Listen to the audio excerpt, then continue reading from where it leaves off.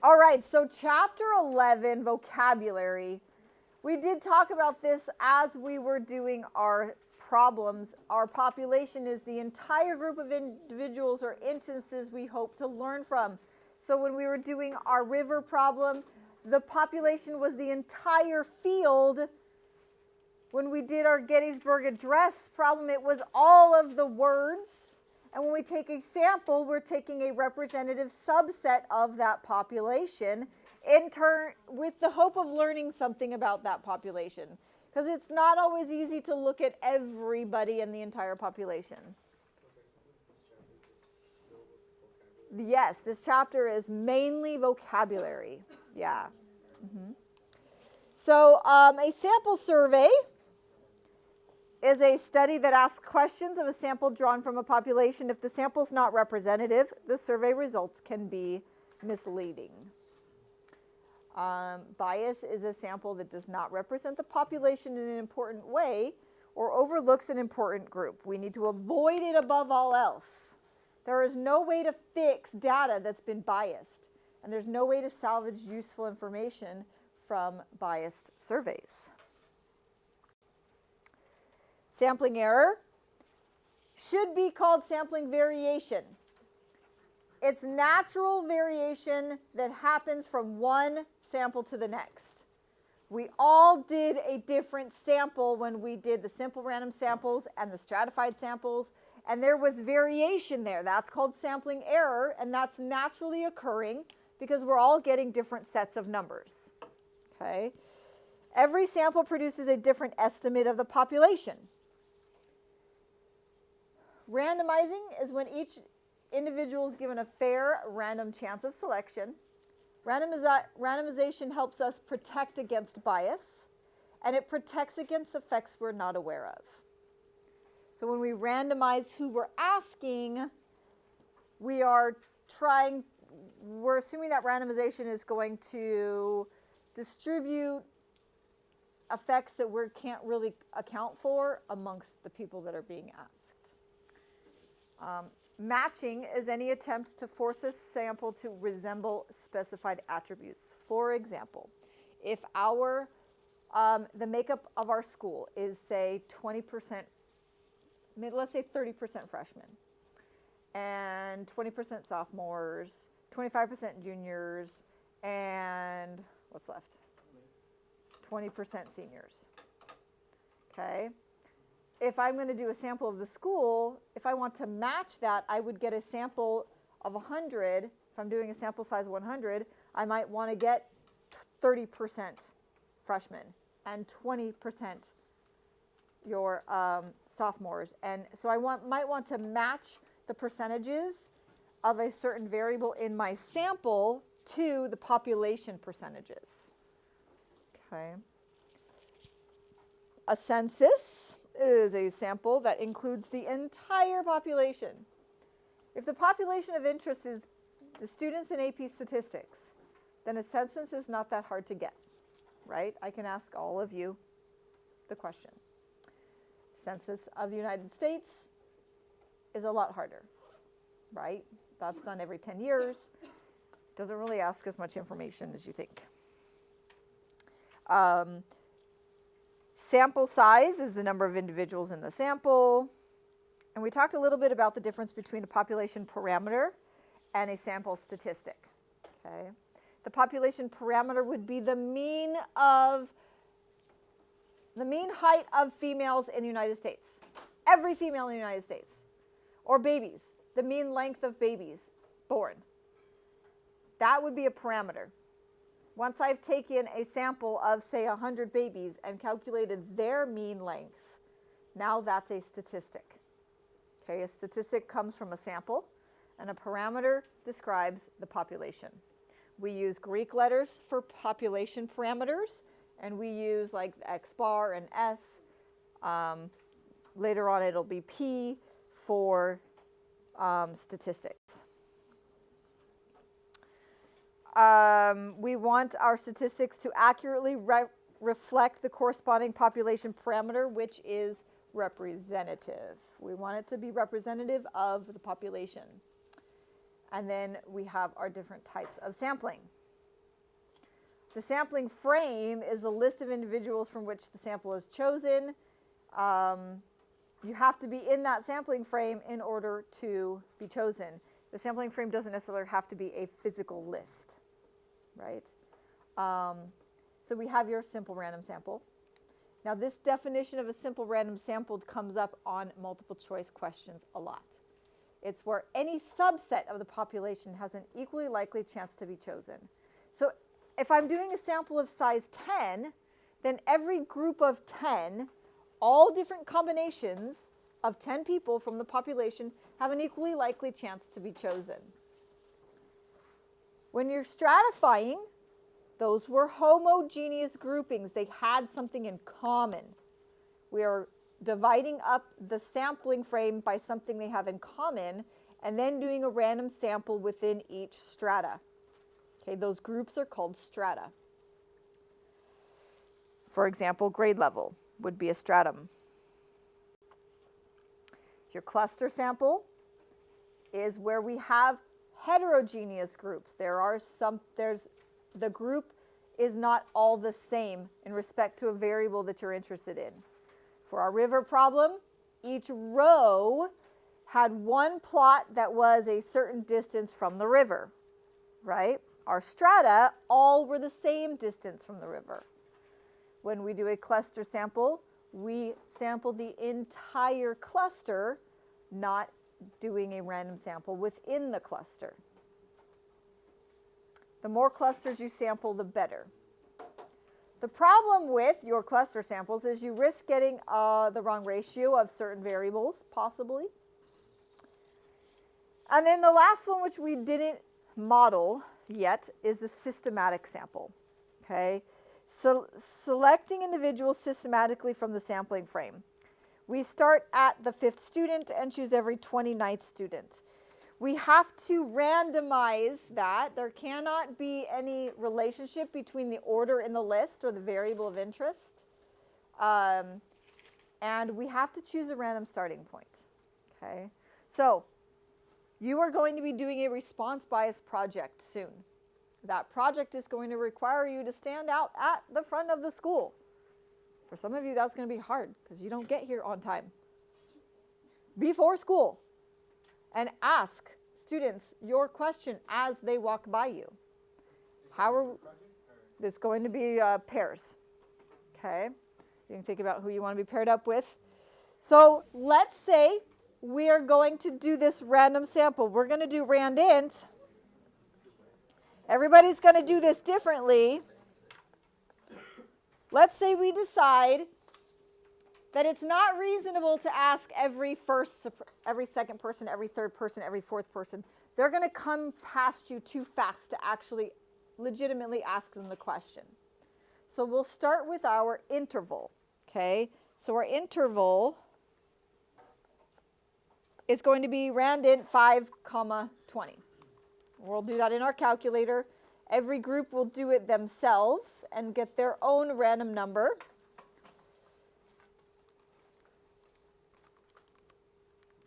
I got 12. That means I'm going to ask every 12th person that comes by me. Okay. I remember going to the mall, and I'd go up the elevator, and you'd see someone standing there with a clipboard at the top of the elevator. And you'd wonder if they were going to ask you the question, right? Because you could tell they were going to be asking a survey question. And they wouldn't. Like sometimes they wouldn't ask, and sometimes they would ask. Why?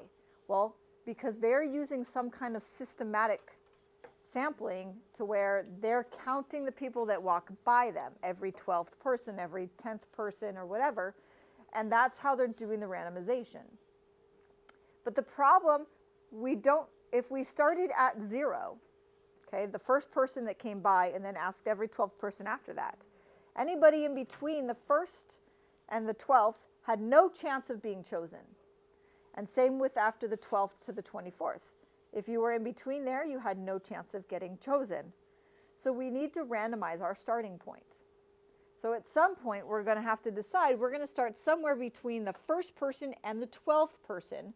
And then after that, we'll do every 12th person. So when you randomize a starting point, and this is what everybody does wrong on this assignment, is that they pick the starting point and then they pick the interval.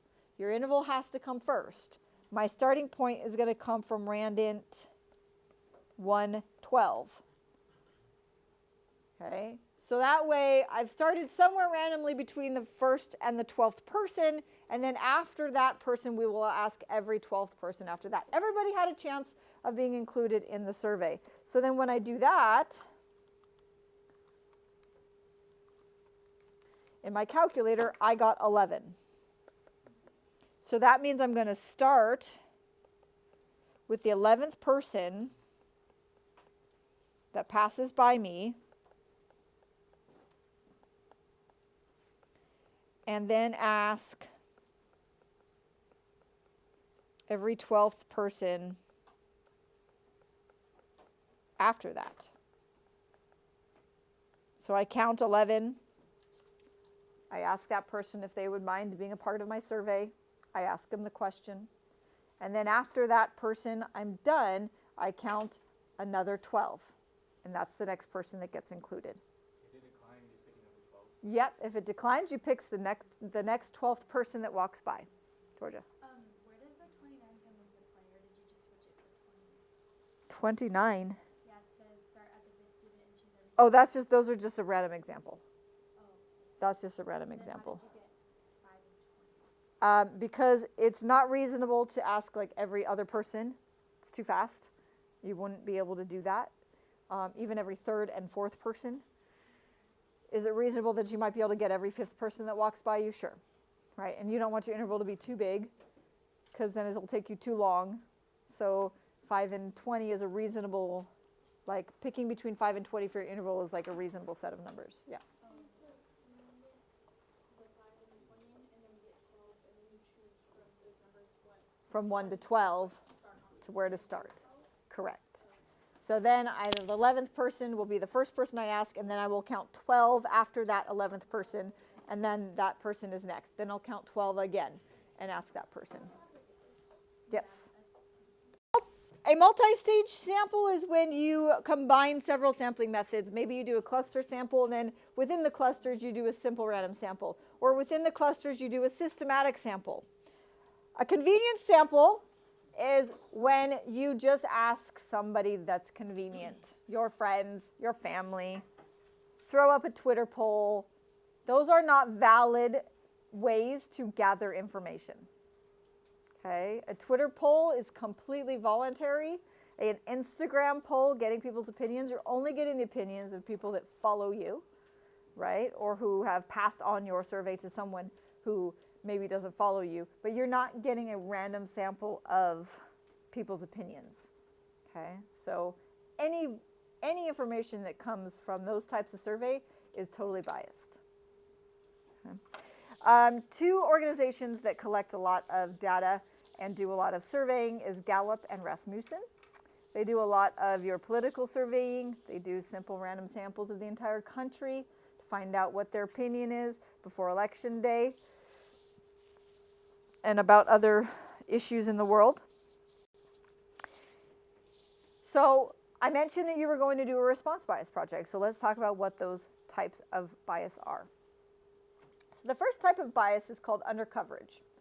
Another name for it is called selection bias. But undercoverage describes it really well because you're not covering everybody. Not everybody gets a chance to get chosen. Members of the population don't have the same chance of being chosen. When the cell phones first came out and people started using only a cell phone and dropping their landlines, their home phones, those people were removed from the sampling frame because they no longer had a telephone number that people could call and ask for survey information. At first, they were not allowed to call you on your cell phone and ask for your opinion about anything. Now that's not as much of an issue anymore. They're allowed to call because everybody pretty much has unlimited calling, right? So they call, right? And they ask for your opinion. My husband got like 4 calls last weekend about politics. And then eventually it said like political call under the caller ID, right? So they're allowed to call your cell phones now, so that doesn't cause undercoverage. But for people that do not have a phone, which isn't a lot of people anymore, but they are not part of the sampling frame. Okay? They don't have a chance to be chosen. And if everybody doesn't have an equal chance to be chosen, that limits what you can generalize your information to. If we're doing a sample of students on campus before first period, anybody that doesn't come to school until second period does not have a chance to be chosen. So there will be undercoverage in your sampling for that reason. Voluntary response bias is very common. Those are your Twitter polls. That's American Idol. Call in. Tell us who you want to win, right? You have to actively go out of your way to do that survey. They used to have write-in, like, send your opinion on this postcard to this address, and they would use that data, right? That's totally biased information because only people that have strong opinions usually go out of their way to send a postcard to tell their opinion about a certain question. Okay, so voluntary response. You know what's voluntary response that we do on campus? ASB. Your homecoming votes are all voluntary response.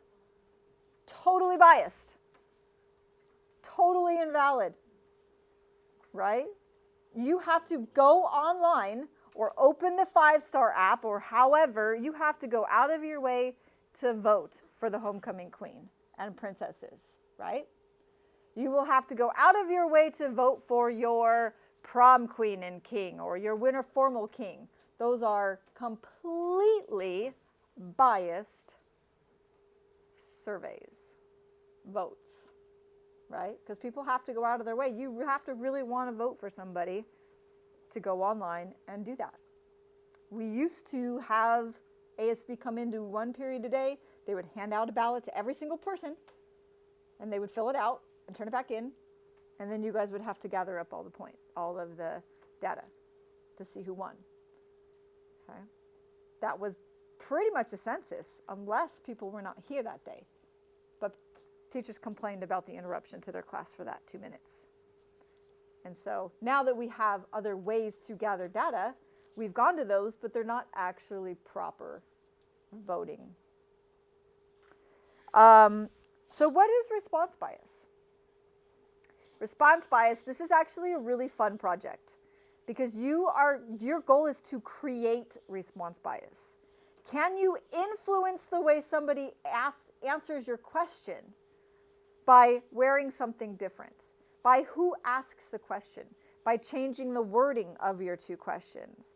Response bias is something about the survey is going to influence the way people answer the question. The way you're dressed. Wearing Elsinore water polo t-shirt. Do you support Elsinore water polo?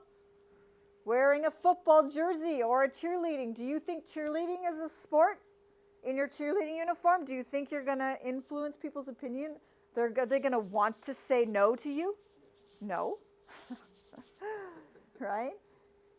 Do you think Elsinore football is good in your football jersey? Yeah. Okay. So you can influence the way people answer your question by what you're wearing. Do you like blondes or brunettes? You're blonde. You ask. The other person's brunette. Do you get different answers? One of the first ones that was ever done when I started teaching this class was, do you dress up for Halloween? A good amount of people answered yes. Second question was, do you still dress up for Halloween? The percentage dropped by half of people that answered yes when they said, do you still dress up for Halloween? And they added one word to the question. And the responses changed drastically. Okay. So think about what kind of question you might want to investigate this type of bias in. Some people might want to please the surveyor Some people might want to be politically correct. The wording of the choices, if it's like a multiple choice, the way you word them, the way you put those choices in order, right? Ballots are usually randomized as to which order the candidates are in. Or you're going to force two extremes. Now, I have some articles that we can read that kind of illustrate how this has happened in real life. I have to find them, though. And the last type of bias is non-response bias. And there's really not much you can do about non-response bias. Hey, would you like to answer my survey? No. Click. Not much you can do about someone just saying, no, I'm not answering. Or no, they walk past you. This will happen. You'll be out there. Hey, do you have a second? I have a quick question for you. And they'll say, no, I don't. And they walk past, right? Hanging up, not returning the survey, not answering the phone, which like we do a lot now, right? I don't know that number, not answering. That is your non-response bias, okay? So some bias is unavoidable, okay? Response bias is the most avoidable one, okay? If you're going to create an unbiased survey, you have to make sure that the way you word your question, the way the question is asked, what you're wearing when you're asking the question, all are neutral and are not going to create any kind of bias. And lastly, how big does the sample need to be? The accuracy of a survey or poll results are determined by the size of the sample, regardless of the population size. By sampling 1,000 voters, we can estimate the outcome of an election with the same margin of error, whether it's a mayoral election in a small city, a race for governor of the state, or the choice of the new president. 1,000 respondents will give us the same margin of error for that kind of survey. This is true as long as the population is much larger than the sample. If there's only 1,200 voters in the city, then our sample is going to provide a much more accurate result, of course. But that's because you're almost taking a full census, right? You're almost getting everybody that's asking. But think about this. You go into Baskin Robbins, 31 flavors. They give you the little pink spoon, right? Can I have a sample of this, right? Would you get a better sample if they took it from a quart or a pint instead of the big 5-gallon jug? Would you get a better taste of it? No. It doesn't matter whether they scoop your little pink spoon from a pint or a gallon or a 5-gallon, or if you were at the factory and you got a taste right out of the big machine as it's mixing them all together, you're still going to get a good idea of what the ice cream tastes like, even if it is just that tiny pink spoon. Why does eating your scoop of ice cream taste better when you use the tiny pink spoon? Not the big one. Like, you got to keep using that sample spoon, right? So, yeah, but it doesn't matter whether you used the little pink spoon or the bigger pink spoon, whether it came out of a pint or a quart or a 5-gallon jug or a 100-gallon vat, you're still getting a good sample with that tiny little spoonful, right, of what the ice cream is. I love how they make sure, like, if it has a chunk, they always try to get a chunk of something in on your little pink spoon. Why? They want your taste to be representative of the ice cream and what it's going to taste like if you get a scoop, right? So they're not going to pick if it has vanilla in it. They're not going to make sure your scoop has only vanilla. They're trying to make sure your scoop has all the different flavor profiles in that tiny little spoon so that you get a representative sample of the ice cream. Okay.